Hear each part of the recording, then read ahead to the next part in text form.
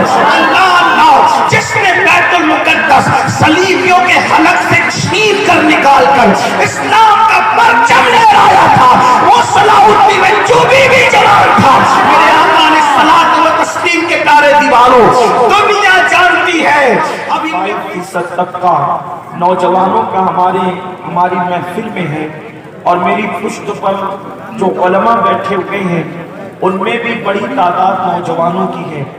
میں بیان یہاں پر ریکارڈ ہو رہا ہے، اپنے جوانوں سے گزارش کرتا ہوں کہ اگر وہ میری بات رکھیں تو مجھے بڑی خوشی ہوگی کہ وہ اپنے ہاتھوں کا موبائل اپنے جیب میں رکھ لیں اور تھوڑی دیر میرے دل کا درد جو میں آپ کو سنانے کے لیے ٹکڑے کے طور پر آیا ہوں، آپ تھوڑی دیر سنیں تو مجھے بے پناہ مسرت ہوگی۔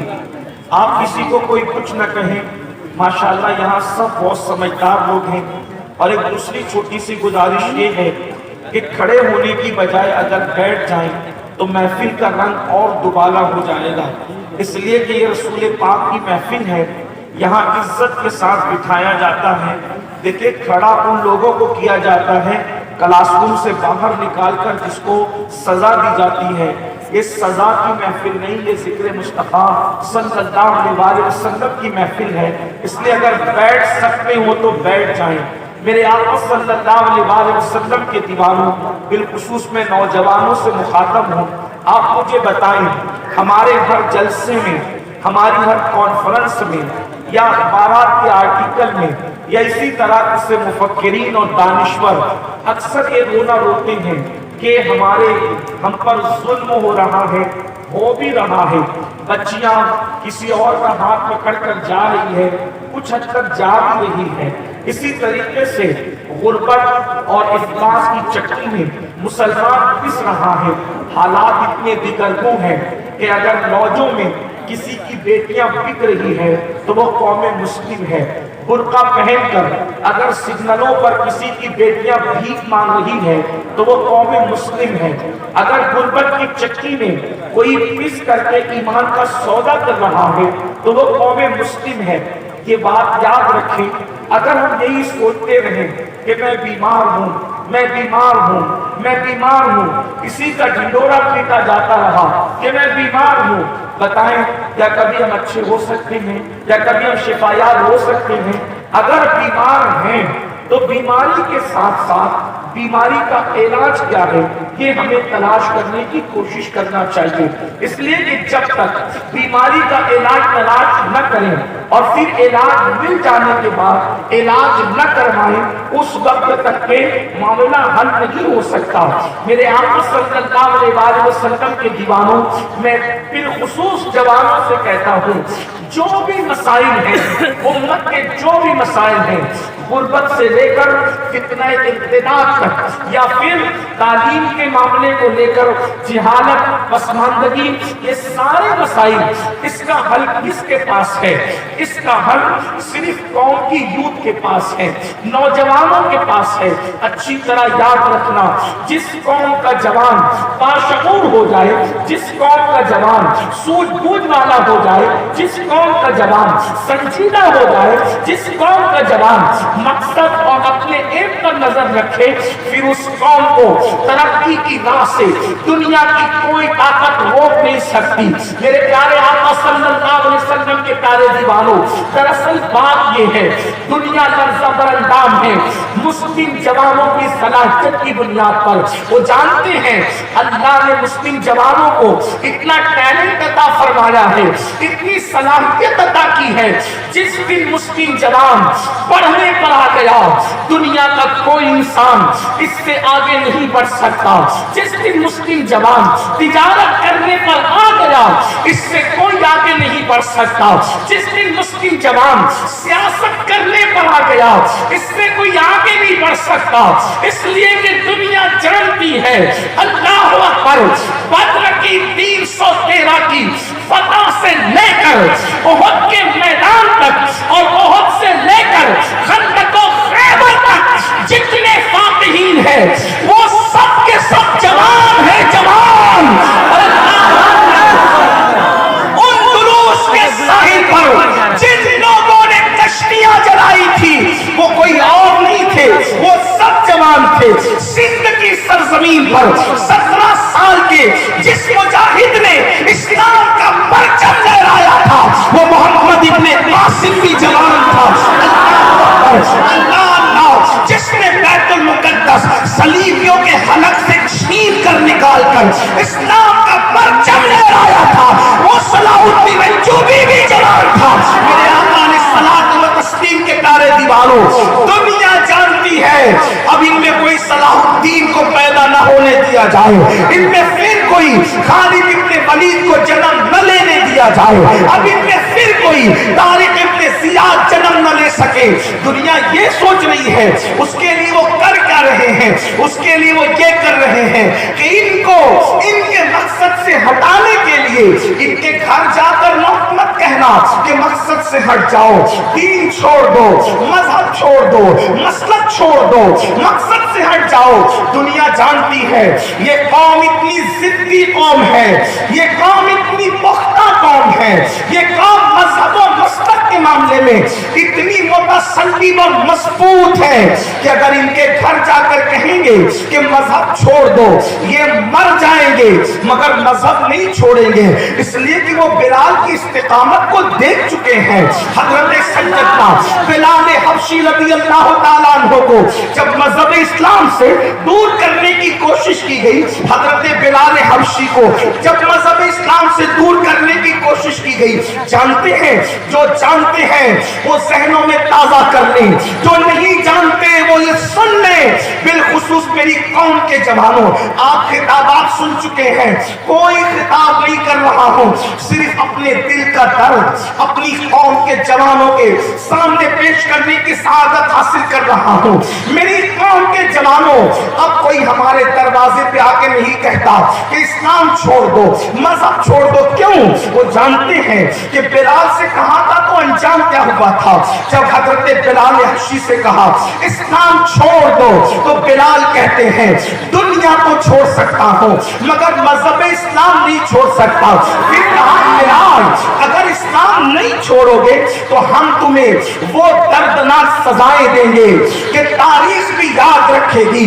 بلال نے کہا ہر دکھ سہوں گا, ہر تکلیف سہوں گا, اس کی وجہ یہ ہے کہ عیاشوں کو نرم قدوں پر جو آرام نہیں ملتا عاشقوں کو محبوب کے لیے دکھ اٹھانا.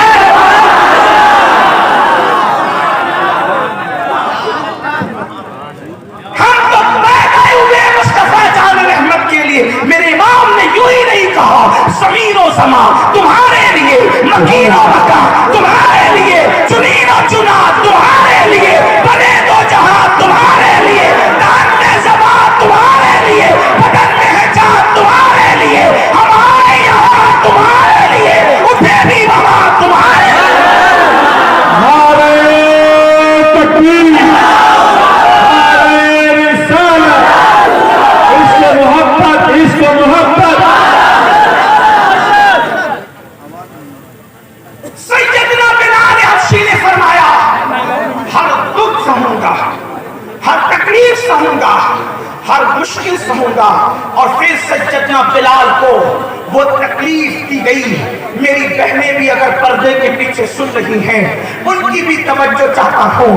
حضرت بلال حبشی کو جب دوپہر کی چلچلاتی دھوپ میں وہ کنکر مدینے کے, وہ کنکر مکے کے, وہ پتھر مکے کے جب بالکل گرم ہو جاتے, عرب کی چلچلاتی ہوئی دھوپ سے گرم ہو جاتے تو سیدنا بلال کے کپڑے اتار کر کے اسی تپتی ہوئی ریت پر سیدنا بلال حبشی کو لیٹا دیا جاتا اور سینے پر چٹان رکھ دی جاتی یا سینے پر کسی انسان کو کھڑا کر دیا جاتا اور پھر اوپر سے چابک مار کے کہا جاتا بلال کیا اب بھی محمد عربی کو نہیں چھوڑو گے, کیا بلال اب بھی دامن اسلام نہیں چھوڑو گے.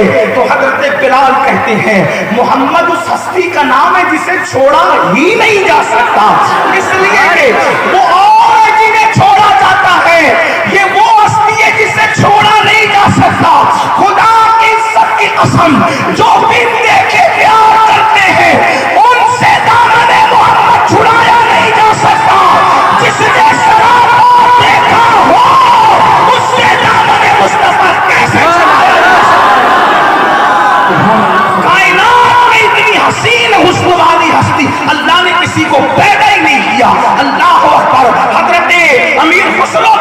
ہیں بڑی پہ کر نگارے سرو قطع لالا رسالے سراپا آفت دل بود شب جائے کہ من مدم. اور علامہ عبدالرحمن جامی کہتے ہیں آیات قرآن ابرویت تفسیر قرآن کیسویت روح اللہ قرآن ایمان ہوئی اور میرے امام یوں کہتے ہیں وہ کمال حسن حضور ہے کہ گمان نفس جہاں نہیں یہی پھول کار سے دور ہے یہی شمع ہے کہ دھواں نہیں. کروں تیرے نام پہ جا فدا کروں تیرے نام پہ جا فدا کروں تیرے نام پہ جا فدا نہ بس ایک جا تو جہاں فدا تو جہاں سے بھی نہیں جی بھرا کروں کیا کروڑوں جہاں.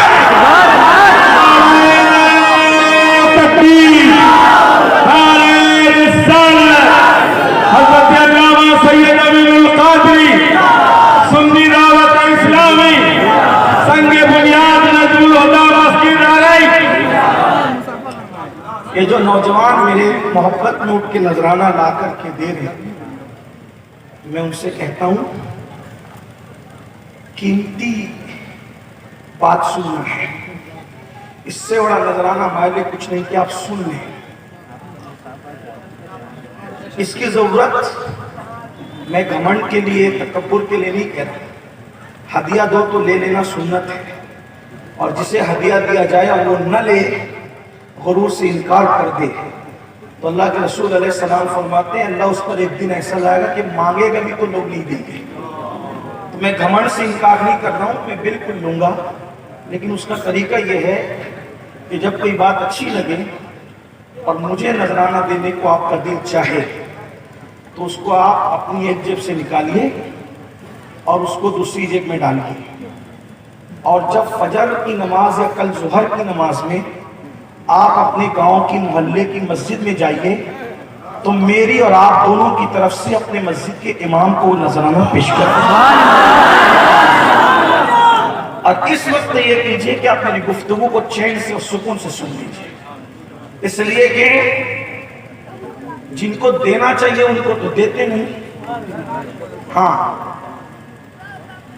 جو پہلے حقدار ہیں سال میں ایک مرتبہ بستی میں آنے والے مقرر سے زیادہ آپ کے نذرانے کا حقدار وہ امام ہے جو سال بھر آپ کی بستی میں آپ کی خدمت کرتا ہے. اس کا خیال کریں تو بس اب آپ توجہ نہیں بٹائیں گے. ایک بار بلند آواز سے صدر الشریف پڑھیں اللہم صلی علی سیدنا و مولانا محمد معدن الجود والکرم وآلہ الکرام وابنہ الکریم وامتہ الکریمہ یا اکرم الاکرمین وبارک وسلم صلاۃ و سلام علیکہ یا رسول اللہ. توجہ آپ کی بھی بات آگے بڑھاؤں ابھی بات شروع ہی نہیں کی. آپ امیر میں بات جو ہے وہ اس طرف ہو رہی ہے. ایک بار درود شریف پڑھیں تو توجہ نہ بٹے. درود شریف بلند آواز سے اللہ رب محمد صلی اللہ علیہ وسلم نحن عباد محمد صلی اللہ علیہ وسلم صلاۃ و سلام علیکہ یا جد الحسن والحسین. تو حضرت بلال فرماتے تھے محمد عربی وہ ہستی جسے چھوڑا نہیں جا سکتا. اور ایک بات آپ کو کہوں اگر کوئی ان کو چھوڑ دے یہ بات دھیان سے سننا اگر کوئی رسول اللہ کو چھوڑ دے حضور کا کچھ نہیں بگڑتا. حضور کو اگر کوئی چھوڑ کر چلا جائے تو حضور کا کچھ نہیں بگڑتا لیکن جو چھوڑ کے چلا جاتا ہے اس کے پاس کچھ رہ نہیں جاتا. ہندوستان میں دیکھ لو ایک چھوڑ کر کے گیا کتے سے بدترین اس کی زندگی ہو گئی ہے. جو تیرے در سے یار پھرتے ہیں در بدر یوں ہی خار پھرتے ہیں. اور ہمارا تعارف یہ ہے اس گلی کا گدھا ہوں میں جس میں مانگتے تاج پار پھرتے ہیں. بلال نے کہا انہیں چھوڑا نہیں جا سکتا. وہ چھوڑنے کی سی ہستی نہیں ہے بلکہ مارنے والے بھی چھوڑ کر اڑ کے ہو گئے لیکن مار کھانے والا بلال کبھی چھوڑا نہیں بلکہ لوگوں نے تانا دیا بلال. دیکھو آج کے تناظر میں دنیا کے جو حالات ہیں بلال تو محبوب کے لیے اتنا پٹتا ہے اتنی مار کھاتا ہے تو تیرا محبوب تیرے لیے کیا کرتا ہے. تو بلال حبشی نے ہنس کے کہا تم لوگ نادان ہو ابھی تم لوگ جو ہے وہ مائقدہ عشق کا اصول نہیں جانتے. تم مکتبہ فکر کے چکر میں پڑے ہو. مائقدہ عشق کا دستور تمہیں نہیں پتا.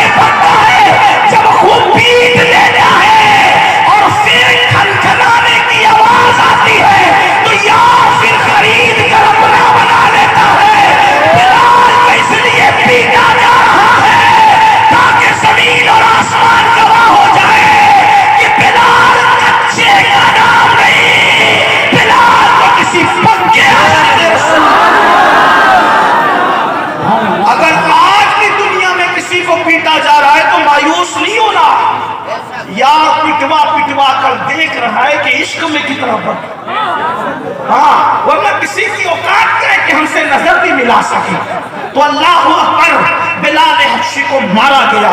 बिलाल कहते रहे अहद अहद, अल्लाह एक है, अल्लाह एक है। वो जान गए कि मुसलमानों को मार कर, पीट कर, घर जलाकर, जुल्म उठाकर, तलवारों से धमकाकर ईमान नहीं छीना जा सकता, मकसद से नहीं हटाया जा सकता। इसी तरह और भी बेशुमार असहाब की दास्तान है, जैसे हजरत सज्जदना खब्बाब रज़ी अल्लाह ताला अन्हु। ये खब्बाब कौन है जानते हैं? पहली बात तो बहुत सारे जवानों को हजरत खब्बाब का नाम भी नहीं पता होगा। बड़ी माजरत के साथ रहम करो अपने आप पर कि वो अव्वलीन सफ के लोग हैं जिन्होंने इस्लाम की खातिर अपना सब कुछ कुर्बान किया है।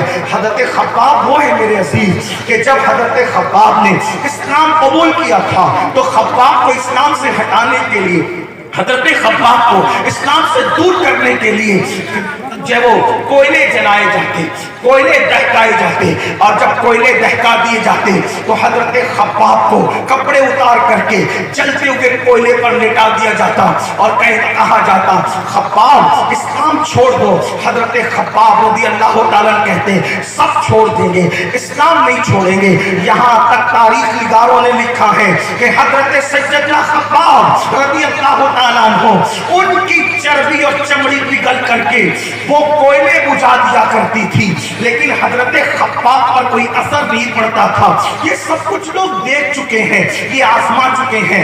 अब लोगों ने हमें बिगाड़ने के लिए क्या तरीका इख्तियार किया?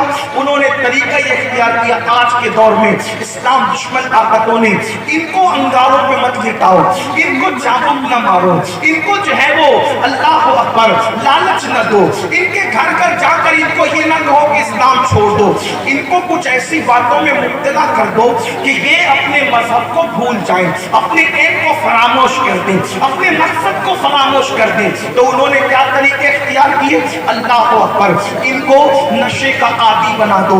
जब नशे में धुत पड़े रहेंगे, इनको खबर भी नहीं रहेगी कि रसूल कौन है, खुदा की शान क्या है, बच्चों की जिम्मेदारियां क्या है, कौम की जिम्मेदारियां क्या है, मुल्क मिल्लत की जिम्मेदारियां क्या है, मुल्क मिल्लत के बारे में एक नौजवानों के एहसासात क्या होने चाहिए। अल्लाह अकबर, जाहिर सी बात है जो नशे में गुम रहेगा उसको खुद के बच्चों की फिक्र नहीं होगी, तो वो कौम की बेटियों की आबरू की कैसे फिक्र करेगा? जो नशे में धुत रहेगा, जिसको अपने खुद के बूढ़े माँ बाप की पालने का एहसास न रहेगा, तो वो दूसरों के मुस्तकबिल की क्या फिक्र करेगा? अल्लाह अकबर, कभी नशा, कभी फिल्मों की स्टाइल में प्यार मोहब्बत और इश्क की दास्तानों के नाम पर हमारे मुस्लिम जवानों को लड़कियों का दिल दादा बना दिया गया, फिल्मों का, सीरियलों का, आवारगी का, अय्याशी का दिल दादा बना दिया गया। उससे नुकसान क्या हो रहा है? हम अपने मकसद से हट गए। अल्लाह अकबर, दूसरों के बच्चे पढ़ रहे हैं, हमारे बच्चे नशे में डूब चुके हैं। अल्लाह अल्लाह, ऐ मेरी कौम के जवानों, अब मैं आपसे पूछना चाहता हूँ, बहैसियत मुस्लिम जवान हमारी जिम्मेदारी क्या है? हमारी क्या जिम्मेदारी है? यही कि अगर किसी बेटी की आबरू लुटती हुई हम किसी कैमरे के अंदर देखें तो बड़े दर्द के साथ दोस्तों के ग्रुप में उसको शेयर कर दें, देखें फलानी की आबरू फलाने लूट ली। यही बात इसीलिए पैदा हुए थे, इसीलिए जवान बने थे, इसीलिए मर्द कहलाए थे कि अपनी बहन की लुटती हुई आबरू की वो छोटी सी क्लिप तुम किसी दोस्तों के ग्रुप में शेयर करके उसके नंगेपन को मजीद और आम करोगे, उसकी गुरियानियत का नीलाम करोगे, उसकी आबरू का मजीद मजाक उड़ाते हुए लोगों को देखोगे। ऐ मेरी कौम के जवानों, अगर किसी की मौत पर तुम गमगीन हो रहे हो तो सिर्फ इसीलिए कि बस वो क्लिपें तुम किसी मोबाइल पर चला दो, आपकी कोई जिम्मेदारी नहीं। बहैसियत मुस्तफा जाने रहमत का, बावफा उम्मती होने का अगर एहसास है तो फिर हमें ये तहज्जा करना होगा, चलो कुछ ऐसा करें कि अगर आज से पहले किसी बहन की आबरू लूटी गई है तो हम ऐसा कुछ करेंगे कि आज के बाद किसी की आबरू लूटी ना जाए, किसी की आबरू पे हमला ना हो। अगर किसी की बहन गुर्बत की बुनियाद पर लॉज में रुकी है तो आज के बाद मैं बिकने नहीं दूंगा। ये जिम्मेदारी आपकी और मेरी है। बहैसियत जवान, कब तक तक के अपने बालों को संवारने में मसरूफ रहोगे? कब तक के मुंह धो धो कर अपने चेहरे को चमकदार बनाने की कोशिश करोगे? कब तक के फटी हुई जींस पहनकर और शॉर्ट शर्ट पहनकर हीरो के अंदाज में कमर लटकाते हुए फिरते रहोगे? कब तक के कानों में बालियां पहनकर हीरो की नकल करोगे? मेरे अजीज, तू बहुत अजीम है, तू खातिमुन नबी जीन का उम्मती है। तुझे पता है हुजूर का उम्मती होना क्या है? जिसके उम्मती बनने के लिए 70 अंबिया ने दुआ की थी, उस नबी का उम्मती अल्लाह ने बिन मांगे तुझे बनाया है। कोई वीआईपी तेरी जूतियों का मुकाबला नहीं कर सकता। तू अपनी अजमत को तो समझ, तू गुलाम किसका है, तू उम्मती किसका है, तू कलेमा किसका पढ़ता है? जिसके आगे हजरत जिब्रील जैसे थक करके बैठ जाते हैं, जिसके दरवाजे का दरबान जिब्रील आज़म है, तो उस मोहम्मद अरबी का गुलाम है। अपनी अजमत को समझ मेरे जवान, तू नाचने के लिए पैदा नहीं हुआ, तू तो नाचने वालों को रोकने के लिए पैदा हुआ है। तू गज़लें और गाने गाने के लिए पैदा नहीं हुआ, तू तो लोगों की ज़बान पर कुरान का नगमा गाने के लिए पैदा हुआ है। तू किसी की लुटती हुई आबरू की किली पे आग करने के लिए नहीं, बल्कि लूटने वाले, आबरू लूटने वालों को हया का तसव्वुर और गैरत देने के लिए पैदा हुआ है। लेकिन ये होगा कैसे, ये करेगा कौन? वो नौजवान जो हीरो की नकल करता है, वो कैसे करेगा? सोचो तो सही। ऐ मेरी कौम के जवानों, दुनिया ने तुम्हें पागल बना दिया, तुम्हारे हाथों में मोबाइल गेम दे दिए। आप जानते हैं ये नए नए गेम जो तुम्हारे मोबाइल में आ रहे हैं, उन्हें तुमसे मोहब्बत नहीं है, उन्हें तुमसे प्यार नहीं है। अगर वो हमसे प्यार करते तो हमें रोटी कपड़ा मकान देते, हमें स्कूल बना कर देते, हमें एजुकेशन देते, हमें आला एजुकेशन देते। वो मोबाइल गेम क्यों दे रहे हैं? वो जानते हैं ये पागल कौम जितने दिनों तक और जितने वक्त तक गेम में मसरूफ रहेगी, किताब कहाँ पढ़ेगी, किताबों का मुताला कहाँ करेगी, स्टडी कब करेगी, स्टडी किस वक्त करेगी? इसलिए हमें मकसद से हटाने के लिए चंद गुनाह है, और अब हमें होश के नाखून लेकर उन सारी चीजों को छोड़ना है। अल्लाह अकबर। इसके दुनियावी नुकसानात भी है और उखरवी नुकसानात भी है। अल्लाह अकबर। नशे की बात ले लीजिए, नशा क्या है मेरे भाई?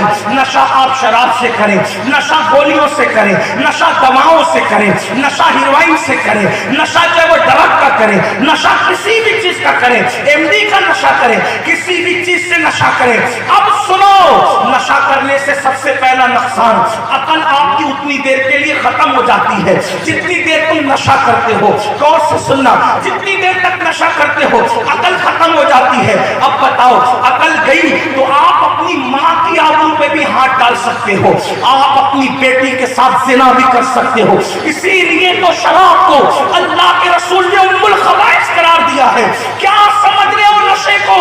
अल्लाह के रसूल अलैहिस्सलाम ने फरमाया, जो नशा करे अगर वो बीमार पड़ जाए उसकी इयादत के लिए ना जाओ, अगर वो मर जाए उसका जनाजा ना पढ़ो। वो आगे उलमा ने तशरीह करते हुए लिखा, अगर वो हलाल समझ के करता हो। अल्लाह अकबर। यहाँ तक फरमाया, अगर नशा करने वाला कर्ज मांगे उसको कर्ज भी मत दो। अगर नशा करने वाला, अल्लाह अकबर, भूखा तुम्हारी महफिल में आ जाए उसको खाना भी मत खिलाओ। अपनी बेटियों का रिश्ता नशा करने वालों के साथ न करो।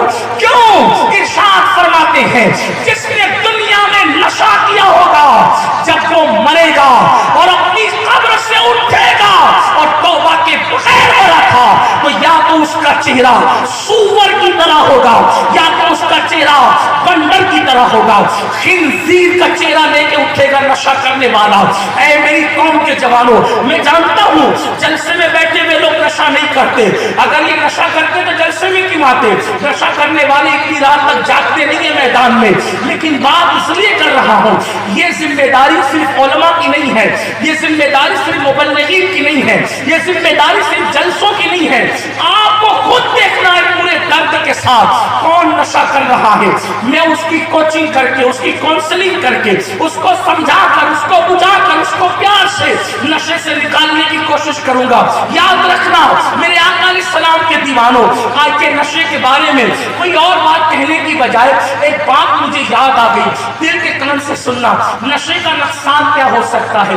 کیا نقصانات ہیں نشے کے؟ اللہ اکبر۔ حضرت سیدنا مالک بن دینار بڑا مشہور نام ہے، اس کو علامہ ابن الجوزی نے اپنی کتاب میں نقل کیا، میں اس کو بیان کر رہا ہوں۔ نشے کے کیا نقصانات ہو سکتے ہیں؟ حضرت مالک الدینار کہتے ہیں کہ میں حج کے لیے گیا، اور جب میں حج کے لیے گیا تو میں نے دیکھا کہ مطاف حرم پورا کھچا کھچ بنا ہوا ہے، اللہ کا حرم پورا کھچا کھچ بنا ہوا ہے۔ ایک اندازے کے مطابق 5 لاکھ حاجی اس سال حج کرنے کے لیے جمع تھے۔ حضرت مالک ابن دینار کہتے ہیں میری دل کی کلی کلی خوش ہو گئی، یا اللہ کیا دن تو نے دکھایا مسلمانوں کو، ابھی تیرے محبوب کے پردہ فرمانے کو چند سال بھی نہیں گزرے کہ تو نے اسلام کو کتنی ترقی دی، اسلام کو کتنا غلبہ دیا کہ اسلام پھیل گیا، اور اس وقت 5 لاکھ لوگ حج کے لیے آئے ہیں۔ میرے اللہ یہ بتا تو صحیح کہ تو نے کس کا حج قبول کیا اور کس کا حج رد کر دیا۔ تو حضرت مالک بن دینار کہتے ہیں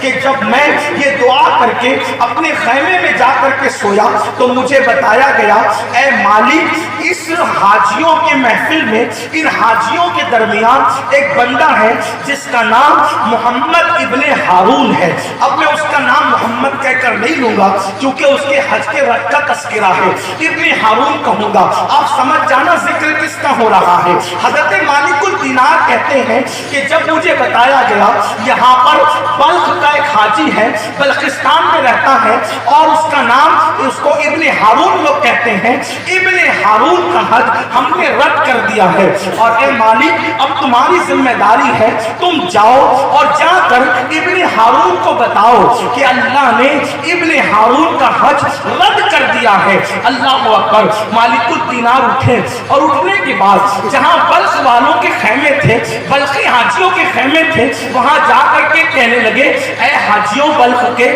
یہ بتاؤ کہ تم میں ابن ہارون کون ہے؟ کون ہے تم میں ابن ہارون؟ تو سارے بلخ کے لوگ کھڑے ہو گئے۔ اے حضرت مالک آپ کس کا نام لے رہے ہیں؟ یہ ابن ہارون کوئی معمولی ہستی نہیں ہے، یہ بلخ کی ایک بہت بڑی ہستی ہے جسے محمد ابن ہارون کہتے ہیں۔ آپ جانتے ہیں یہ وہ بندہ ہے جو 40 سال سے ہر سال پیدل حج کے لیے آتا ہے۔ اللہ اکبر۔ چھوٹا موٹا آدمی نہیں ہے جس کا نام آپ لے رہے مالک الدینار، یہ 40 سال سے ہر سال پیدل حج کے لیے آتا ہے، اور اس کا حال یہ ہے کہ یہ 5 دن جو سال میں روزہ رکھنا منع ہے ان دنوں کے علاوہ ہر دن روزے سے رہتا ہے، ایک مٹھی بھر چنے سے افطار کرتا ہے، اور بس یہی اس کی کل غذا ہے۔ وہ خیمے میں نہیں رکتا، اتنا متقی ہے کہ کھلے آسمان کے نیچے اکیلے رکتا ہے۔ ایسا اللہ کا بندہ ہے اور آپ اس کا نام لے رہے۔ اللہ اکبر۔ حضرت مالک الدینار نے سوچا یا اللہ تیری طرف سے تو حکم ہے کہ ہم نے حج رد کر دیا، تیری طرف سے تو فرمان ہے، تیری طرف سے تو فرمان ہے کہ ہم نے حج رد کر دیا، اور لوگ اس کی اتنی تعریفیں کرتے ہیں۔ ایک بات دھیان سے سنیں، بندوں کا تعریف کرنا کوئی حیثیت نہیں رکھتا۔ خدا جانے مخلوق کچھ کہہ رہی ہو اور خالق نے کچھ اور فیصلہ کر رکھا۔ جب اللہ خوب عبادت کی توفیق دے تو کبھی گھمنڈ مت کرنا، کیونکہ اللہ کے رسول علیہ السلام فرماتے ہیں جنتی اور جہنمی ہونے کے فیصلے ہو چکے ہیں۔ ایک بندہ جہنمی لکھا ہوتا ہے اللہ کی طرف سے، اور وہ جنتیوں جیسے عمل کرتا ہے۔ آج کل کوئی 5 وقت پڑھ لے، تہجد پڑھ لے، داڑھی رکھ لے تو اپنی آپ کو میرا وہ بھائی ولی سے کم سمجھتا نہیں، سب کو حقیر سمجھتا ہے، سب کو بے وقت سمجھتا ہے۔ یاد رکھنا، سنو غور سے سنو، جب تک کہ دونوں پیر جنت میں نہ پہنچ جائیں اس وقت تک کہ ہم بالکل بے فکر نہیں ہو سکتے. میرے اور تمہارے سچے نبی فرماتے ہیں ایک بندہ اللہ کے یہاں جہنمی لکھا ہوتا ہے, عمل جنتیوں جیسے کرتا ہے, زندگی گزرتی ہے جنتی جنتی جنتی جیسا عمل, حتیٰ کہ اس کے اور جنت کے درمیان صرف ایک قدم کا فاصلہ رہ جاتا ہے, ایک قدم کا فاصلہ, اور تقدیر کا لکھا ہوا غالب آتا ہے. ایک قدم کا فاصلہ جنت میں اور اس میں رہ جاتا ہے, اور پھر وہ جنتی جیسے عمل کرنے کی بجائے جہنمی جیسے عمل کرنے لگتا ہے, اور اسی حالت میں اس کو موت آتی ہے حتیٰ کہ وہ جہنمی ہو کے مرتا ہے. اور پھر فرمایا کسی کو اللہ جنتی لکھ دیتا ہے اور وہ پوری زندگی جہنمیوں جیسا عمل کرتا ہے حتیٰ کہ اس کے اور جہنم کے درمیان ایک قدم کا فاصلہ رہ جاتا ہے, اور وہ بندہ جہنم کے بالکل قریب چلا جاتا ہے, لیکن اللہ اس کو ہدایت دیتا ہے اور پھر وہ بندہ نیک عمل کرتا ہے اور اسی حالت میں اس کا انتقال ہوتا ہے اور پھر وہ جنت میں جاتا ہے. میرے بھائی کیا کس بلا کی میں سے ہے سرشار ہم, دن ڈھلا ہوتے نہیں ہوشیار ہم, آج ہم گھمنڈ کرتے ہیں ہم سنی ہیں ہم جنتی ہیں, ہم سنی ہیں ہم جنتی ہیں. میں علماء کی موجودگی میں پوچھتا ہوں میرے بھائی تو کیسا سنی اور جنتی ہے کہ تجھے طہارت کی سنتیں بھی نہیں پتا اور تو اپنے آپ کو سنی کہتا ہے, تجھے 5 کلمے بھی نہیں یاد اور تو اپنے آپ کو سنی کہتا ہے. تو جمعہ کی 2 رکعت پڑھ کے مسجد سے بھاگ جاتا ہے, ہفتے بھر مسجد سے غائب رہتا ہے. کون سا سنی ہے؟ آپ سے پوچھنا چاہتا ہوں میں تجھے سنی مانوں یا کربلا والوں کو سنی مانوں؟ اللہ اکبر, وہاں تو بیٹے کی لاش پہ گھوڑے دوڑ رہے ہیں تب بھی نماز نہیں چھوٹ رہی ہے, اور یہاں اے میں سوتا پڑا ہے اور فجر میں غائب ہے, ظہر میں غائب ہے. آپ بتائیں بڑی معذرت کے ساتھ اگر کوئی آپ کو یہ سبق سکھا رہا ہے کہ تیرا سنی ہونا جنتی ہونے کے لیے کافی ہے, تجھے کوئی نماز روزے اور عمل کی ضرورت نہیں ہے, تو میں کہتا ہوں میرے بھائی وہ کتنا بھی بڑا انسان ہو وہ تیرا دشمن ہے. دشمن کیوں؟ شاعری کی دنیا اور ہے اور حقیقتوں کی دنیا اور ہے. اللہ کے رسول نے اپنے خاندان والے اہل بیت, اپنے اہل بیت سے کہا تھا اے بنو ہاشم عمل کرنا, عمل. حضور نے اپنے گھر والوں سے کہا. یہ جملے لوگوں کو تلخ لگے تو معاف کرنا, لیکن یہ حقیقت ہے. فرمایا بنو ہاشم اے میرے خاندان کے رسول کے خاندان کے لوگوں, مالک جنت اپنے گھر والوں کو کہہ رہے اے بنو ہاشم عمل کرنا, عمل. ایسا نہ ہو کہ لوگ عمل لائیں اور تم صرف نسب لاؤ. جس کو عمل نے پیچھے کر دیا اس کو نسب کبھی آگے نہیں کر سکتا. یہ اللہ کے رسول نے اپنے گھر والوں سے کہا تھا. اس رسول اللہ کے گھر والوں نے اس بات کو کتنا سیریس لیا. آپ سیریس نہیں لے رہے, آپ سیریس نہیں لے رہے, ڈر والے ہو کے سیریس نہیں لے رہے. گھر والوں نے کتنا سیریس لیا, کتنا سیریس لیا, کتنا عمل کیا, کتنا عمل کیا کہ ڈر والے صرف محراب اور ممبروں پہ قرآن پڑھتے ہیں مگر گھر والے نیزے کی نوک پہ قرآن پڑھ کر کے بتاتے ہیں کہ ہمارے جسم کا تعلق ہمارے سر سے ختم ہو سکتا ہے مگر قرآن سے اہل بیت کا تعلق کبھی ختم نہیں ہو سکتا. مجھے بتاؤ نبی کے گھر کے علاوہ کسی اور فرد نے نیزے پہ قرآن سنایا ہو تو بتاؤ. پھر نبی کے گھر والوں نے کتنا سیریس لیا کہ 70 سال تک جو نہ سویا نہ بستر کو پیٹ لگائی, رات و دن عبادت کیا. اس معین الدین کا تعلق کس خاندان سے؟ نبی کے گھر والوں سے. جس نے 40 سال تک عشاء کے وضو سے فجر کی نماز پڑھی وہ کسی اور خاندان کا نہیں ہے, وہ خاندان بنو ہاشم کا چشم چراغ ہے, وہ میرے رسول کا بیٹا ہے.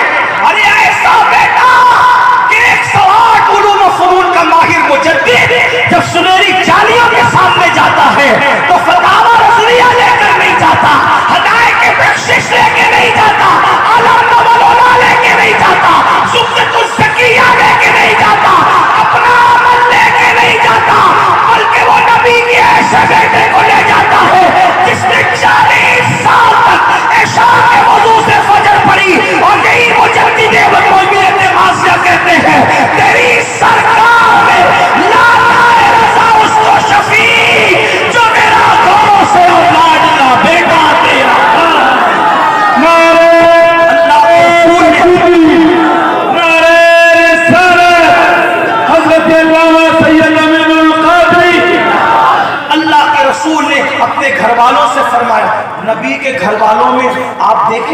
امام زین العابدین. ان کا نام زین العابدین نہیں ہے. کیا نام ہے ان کا؟ ان کا نام ہے علی ابن حسین. کیا نام ہے؟ امام زین العابدین کا نام کیا ہے؟ زین العابدین نام نہیں، لقب ہے. ایک زین العابدین لقب کیسے پڑا؟ زین العابدین کا مطلب ہوتا ہے عابدوں کی زینت. اتنی عبادت کی کہ عبادت کرتے کرتے لوگوں نے کہا یہ صرف عابد نہیں بلکہ عابدوں کی زینت ہے. اتنی روزانہ 300 رکعت نمازیں پڑھتے تھے امام زین العابدین. کبھی کبھی 700 رکعت نماز پڑھتے تھے امام زین العابدین. آپ سے پوچھنا چاہتا ہوں، گھر والے اتنی محنت کر رہے نفل میں، در والوں کو کیا سوچیے؟ یہ تو مسئلہ ہے. مسجد میں نہیں بھی آئیں گے ہفتہ بھر تو کون بخشوائے گا تمہارے غوث پاک؟ پوری زندگی ناپاک گھومتے رہیں گے، ہفتے پر جنابت کا غسل نہیں کریں گے، کون جنت پہ لے جائے گا ہاتھ پکڑ کے؟ پیر صاحب. یقیناً میرے غوث کو اتنی طاقت اللہ نے دی کہ جس کو چاہے جنت میں لے جائے. انکار میں نہیں کر رہا. پشتینی سنی ہوں الحمدللہ، اور مسلک اعلیٰ حضرت میرا مسلک کا فکر رضا کے ہم پابند ہیں. ہم اس عقیدے کے ہیں کہ کیا ہی ذوق افزا شفاعت ہے تمہاری، واہ واہ. قرض لیتی ہے گناہ پرہیزگاری، واہ واہ. لیکن ساتھ میں یہ بھی ہم پڑھتے ہیں صدقہ پیارے کی حیا کا نہ لے مجھ سے حساب، بخش بے پوچھے لجائے کو لجانا کیا. کریم اپنے کرم کا صدقہ، لعین بے قدر کو نہ شرما. تو اور رضا سے حساب لینا، رضا بھی کوئی حساب ہے. آپ غور تو فرمائیں، غوث و خواجہ بخشوا سکتی، انکار نہیں کر رہا ہوں، لیکن جو غوث پاک یہ فرما دے کہ بے نمازی مر جائے تو اس کو مسلمانوں کے قبرستان میں دفن بھی مت کرو، تو جو غوث پاک بے نمازی کو مسلمانوں کے قبرستان میں قبول نہیں کرتے، وہ غوث پاک بے نمازیوں کو اپنے سلسلے میں کیسے قبول کریں گے؟ یہ بھی تو سوچو میرے بھائی. یہ جو اپنی طبیعت چلا رہے، خدا کے لیے رحم کرو اپنے آپ پر. اپنے آپ کو دھوکہ مت دو، اپنے آپ کو فریب مت دو. تو عرض یہ کر رہا تھا کہ اگر اللہ خوب عمل کی توفیق دے تو بھی گھمنڈ عمل والوں کے لیے ہے. ڈرو، عمل والوں کے لیے ڈرو، اس لیے کہ اللہ کسی بھی چیز پہ پکڑ کر سکتا ہے، اس کی خفیہ تدبیر کسی کے لیے بھی ہے. اللہ اکبر. تو حضرت مالک الدینار کہتے ہیں ابن ہارون کے بارے میں جب میں نے سنا تو لوگ تو اس کو کہنے یہ ولی ہے، یہ ایسا ہے، اتنا نیک ہے، 40 سال سے ہر سال پیدل حج کو آتا ہے. ابن ہارون. تو میں نے کہا میں اس سے ملاقات تو کروں.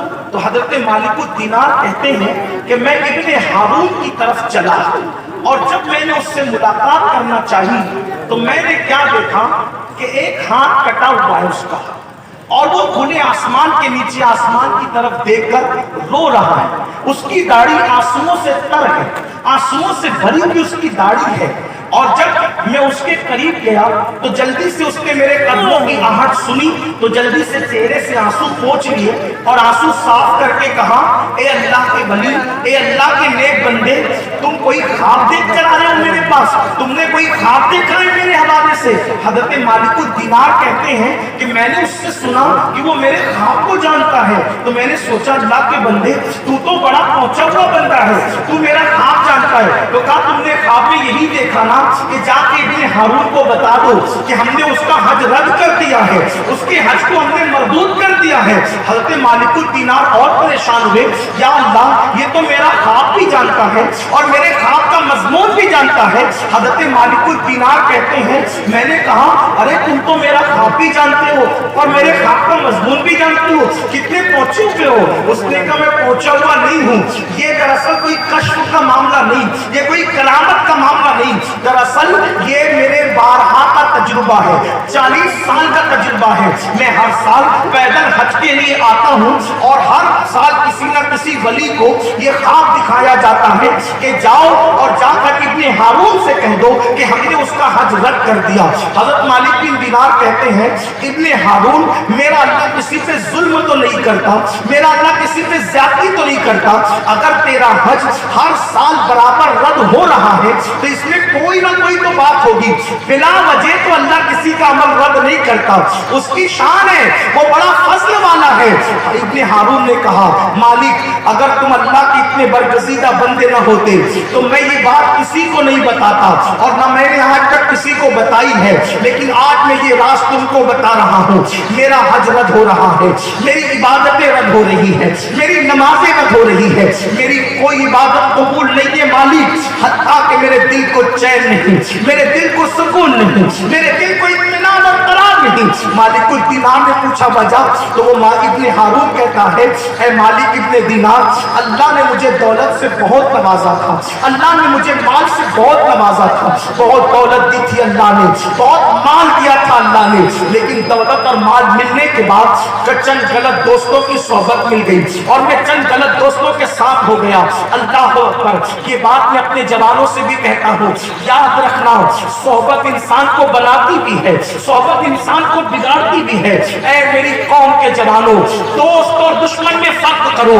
وہ نوجوان جو تمہیں نشے کی طرف لے جائیں, وہ نوجوان جو تمہیں جوے کی طرف لے جائیں, وہ نوجوان جو تمہیں گانے اور قصیدے اور فلموں کی طرف لے جائیں, وہ نوجوان جو تمہیں گناہوں کے اڈوں کی طرف لے جائیں, وہ جوان تمہارے دوست نہیں ہے, وہ تمہارے پکے دشمن ہے. دشمن, سچے دوست کی پہچان یہ بتائی گئی, سچا دوست وہ ہے جب تو اللہ کو بھول جائے تو اللہ کی تجھے یاد دلا دے.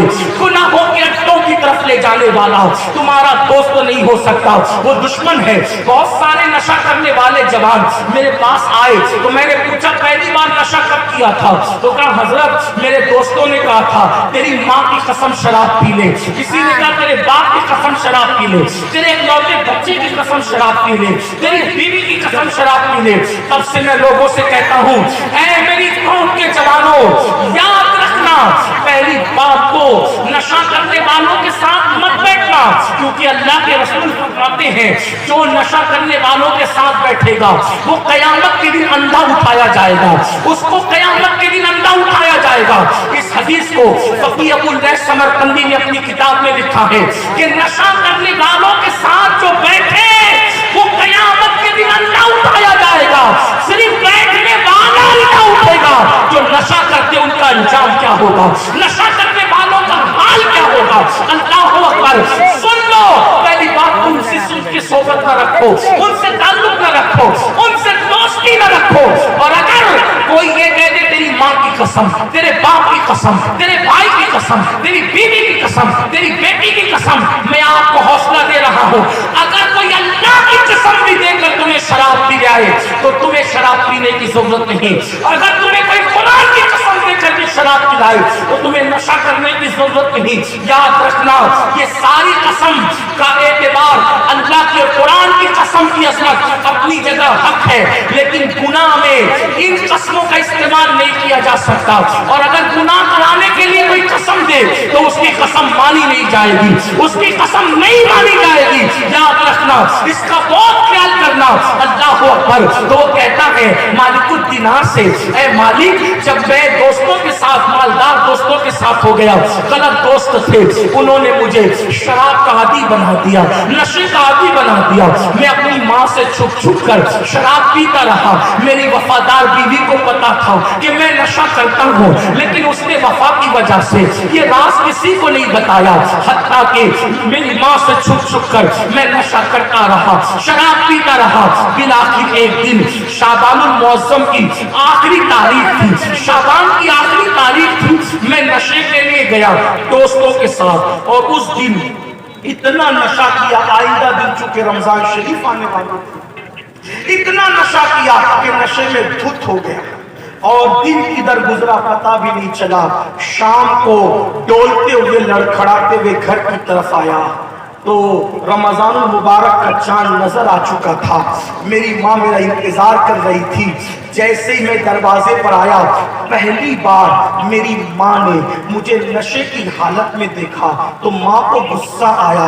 اس نے کہا بدبخت, کم بخت, تو رمضان شریف کی پہلی شب میں نشہ کر کے آیا ہے.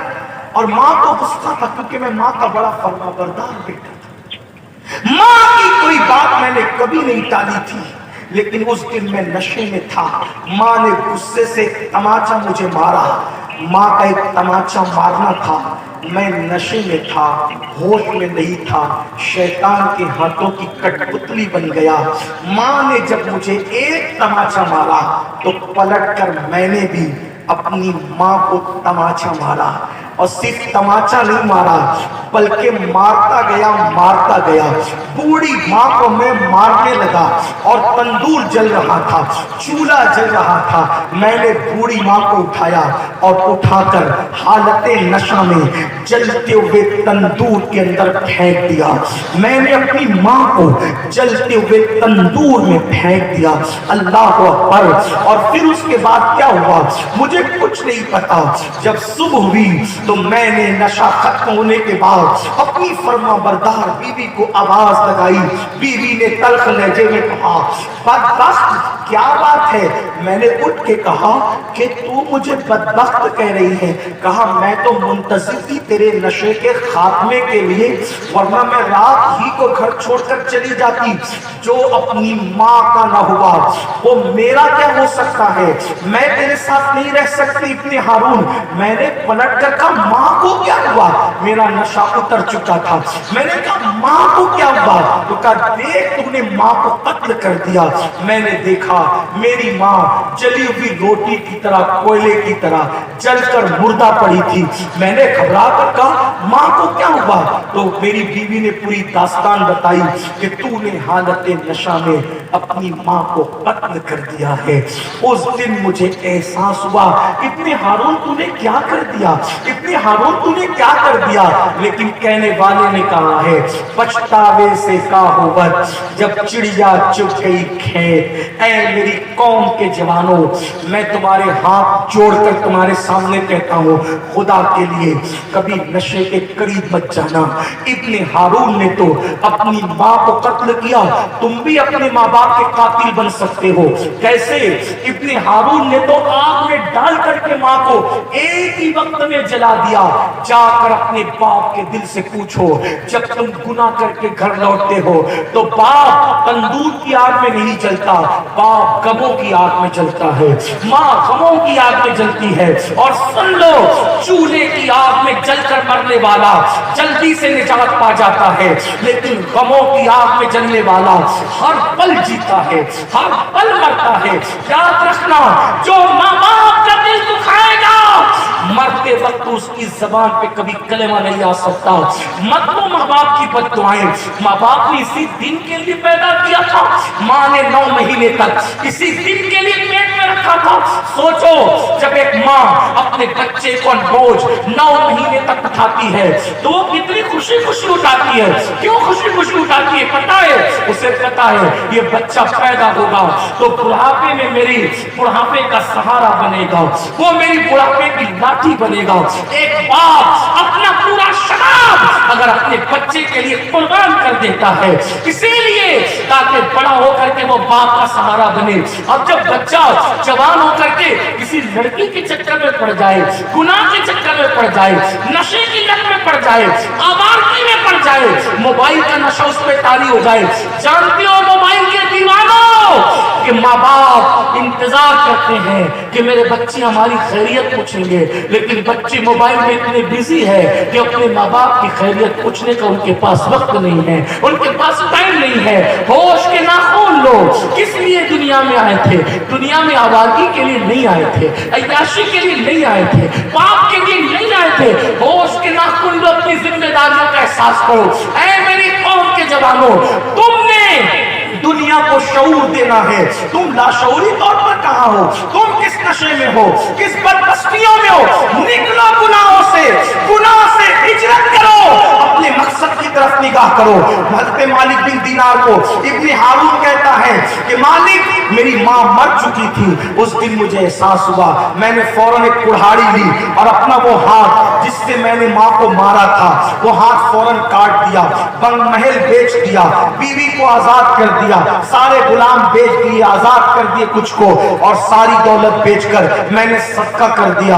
वो दिन और आज का दिन है, हर दिन रोजा रखता हूँ, हर रात पाक इबादत करता हूँ, हर साल पैदल हज को आता हूँ, लेकिन सुकून नहीं है मालिक, इत्मीनान नहीं है मालिक। अल्लाह अकबर। हजरत मालिक इब्ने दीनार ने सुना तो गुस्से में आ गए, फरमाया बदबख्त, अल्लाह तुझे कभी माफ न करे, तू नशेड़ी है और माँ का कातिल है, अल्लाह तुझे कभी माफ न करे। ये कहकर मालिक उद दीनार पलटे और पलटने के बाद उन्होंने इतनी आवाज सुनी कि वो कह रहा था, ऐ गमों को खोलने वाले अल्लाह, मुझे बख्श दे और मुझे माफ कर दे, मेरे गमों को खोल दे। अल्लाह अकबर। मालिक उद दीनार जैसे ही पलट कर अपने खेमे में गए, गुस्से की मिली जुली कैफियत थी, लेट गए, आंख लग गई। जब आंख लगी तो ख्वाब में अल्लाह के रसूल का जलवा देखा, मुस्तफा जाने रहमत का जलवा जहां आ रहा देखा। आका ने फरमाया, मालिक तूने इब्ने हारून को क्यों डांटा, उसको क्यों मायूस किया? अस्की आका, उसने कितना बड़ा पाप किया, माँ का कातिल है, नशेड़ी है। आका फरमाते हैं, इब्ने हारून का के बारे में मैं बताऊं मालिक बिन दीनार तुझे कि अल्लाह उसके साथ क्या सलूक करेगा? अल्लाह अकबर। मालिक उद दीनार ने कहा, गैब का नबी से कि हुजूर बिल्कुल बताएं। तो आका फरमाते हैं, ऐ मालिक बिन दीनार, जब क़यामत के दिन अल्लाह की अदालत में इब्ने हारून को और उसकी अम्मी को खड़ा किया जाएगा तो अल्लाह पाक फरमाएगा, इब्ने हारून तू माँ का कातिल है, तेरा ठिकाना जहन्नम है। और फिर अल्लाह अकबर, तकरीबन 3,500 साल तक, कितने? 3,500 साल तक इब्ने हारून जहन्नम की आग में जलेगा। अल्लाह। लोगों को लगता है ये जहन्नम क्या चीज है, मौलाना लोग तो बस ऐसे ही बोलते हैं। सुनो ये जहन्नम क्या। अल्लाह के रसूल अलैहिस्सलाम फरमाते हैं, जहन्नम में सबसे हल्का अज़ाब, ये सिहा की रिवायत में, बुखारी शरीफ में भी रिवायत मौजूद है, जहन्नम में सबसे हल्का अज़ाब जिस जहन्नमी को दिया जाएगा उसको आग की जूती पहनाई जाएगी। ये सबसे कम अज़ाब है जहन्नम का। जिसको सबसे कम और हल्का अज़ाब दिया जाएगा जहन्नम में, उसके पैर में आग की जूती पहनाई जाएगी और आग की जूती पहनाने से उसके भेजे को ऐसे खोलना होगा जैसे चूल्हे पे रखी हुई हांडी के अंदर पानी खोलने लगता है, ऐसे उसका भेजा खोल खोल के शरीर पे गिरेगा। ये सबसे हल्का अज़ाब होगा। अगर एक लम्हा कोई जहन्नम की आग में चला जाए तो निकलने के बाद अगर उसको दुनिया की आग में रखा जाए तो वो समझेगा कि मुझे आग से निकाल के बाग में डाल दिया जाए। ये है जहन्नम की आग। हमारी दुनिया की आग से उन 70 दर्जा ज्यादा तेज जहन्नम की आग है। ये न समझो कि कहानी किस्सा है, दीन कहानी किस्सा नहीं है, ये मुबालगा आराइया नहीं है, ये अल्लाह के रसूल का सच्चे नबी का फरमान है। अल्लाह अकबर। तो इब्ने हारून 3,500 साल तक जहन्नम की आग में जलेगा। उसकी माँ तो जन्नत में होगी, अचानक उसकी माँ को इब्ने हारून की याद आएगी। वो फरिश्तों से पूछेगी, ये फरिश्तों, मेरा बेटा इब्ने हारून कहाँ है, कहाँ है मेरा बेटा? तो फरिश्ते कहेंगे वो जहन्नम में। क्यों? तुझे कत्ल किया था और शराबी था इसलिए। तो इब्ने हारून की माँ की ममता तड़प जाएगी जन्नत में और वो कहेगी, फरिश्तों अल्लाह से पूछो ना, क्या मेरा बेटा जन्नत में नहीं आ सकता? मेरा बेटा जन्नत में नहीं आ। माँ कहे, देखो माँ तो माँ होती, माँ तो माँ बाप की कदर जाए। गद्दार और कातिल बेटों के बारे में जब माँ की ममता का ये आलम है कि जन्नत में भी नहीं भूल रही है बच्चों को, तो वफादार बेटों के लिए क्या आलम होगा, फरमाबरदार बेटों के लिए क्या आलम होगा, ईसाले सलाम करने वाले बच्चों के लिए माँ बाप की ममता का आलम क्या होगा। अल्लाह अकबर। इब्ने हारून की माँ कहेगी, फरिश्तों अल्लाह से पूछो मेरा बेटा जन्नत में नहीं आ सकता। फरिश्ते अल्लाह से कहेंगे, अल्लाह इब्ने हारून की माँ पूछ रही है क्या मेरा बेटा जन्नत में नहीं आ सकता? अल्लाह फरमाएगा, बिल्कुल आ सकता है, एक ही शर्त है, अगर तू माफ कर दे हम भी माफ कर देंगे। अल्लाह के रसूल फरमाते हैं, मालिक इब्ने दीनार जब उसकी माँ उसको माफ कर देगी तो अल्लाह उसको माफ फरमाकर जन्नत में दाखिल फरमा देगा। मेरे आका ने सलात और तस्लीम के प्यारे दीवानों, लेकिन नशे का नुकसान देखो, माँ का कातिल बन गया।